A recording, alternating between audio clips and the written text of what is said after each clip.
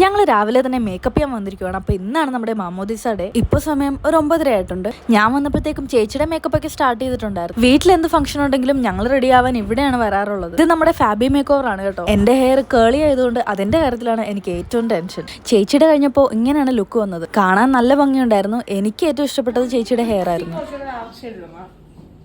വീട്ടിൽ നിന്ന് പെട്ടെന്ന് ഇറങ്ങിയതുകൊണ്ട് ഹെയർ ക്രീം ഇടാൻ പറ്റിയില്ല. അതുകൊണ്ട് ഹെയർ കുറച്ച് ഫ്രിസ് ആവാൻ തുടങ്ങിയായിരുന്നു. അടുത്തത് ഞാനായിരുന്നു. അതുകൊണ്ട് ഞാൻ വേഗം പോയി ഡ്രസ്സ് ചേഞ്ച് ചെയ്തു. അതിൻ്റെ ഇടയ്ക്ക് ഞാൻ പോയി നെയിൽ പോളിഷ് ഇട്ടു. പക്ഷെ ടെൻഷൻ കൊണ്ടാണോ എന്നറിയില്ല, കുളമായിപ്പോയി. ഇതാണ് എൻ്റെ കോസ്റ്റ്യൂം. ഇതൊരു അക്വാ ബ്ലൂ കളറാണ്.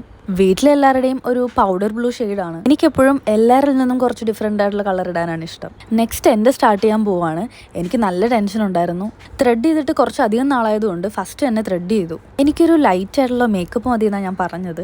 ഫേസിൽ എന്തൊക്കെയോ ചെയ്യുന്നുണ്ടെങ്കിലും എൻ്റെ ചിന്ത മുഴുവൻ ഹെയറിലായിരുന്നു. ഓവറായിട്ട് ഫ്രിസിയായി എൻ്റെ ചുരുട്ടപ്പിടി മുഴുവൻ പോകുമെന്നായിരുന്നു എൻ്റെ പേടി. പിന്നെ ഹെയർ സ്റ്റൈലിംഗ് സ്റ്റാർട്ട് ചെയ്തു. അപ്പോഴാണ് എനിക്കൊന്ന് സമാധാനമായത്. ഞാനിങ്ങനെ കേൾ ചെയ്യുന്നത് ഫസ്റ്റ് ടൈം ആയിരുന്നു. അതുകൊണ്ട് തന്നെ ഇതിൻ്റെ റിസൾട്ട് എങ്ങനെയാണെന്ന് കാണാൻ ഞാൻ നല്ല എക്സൈറ്റഡ് ആയിരുന്നു.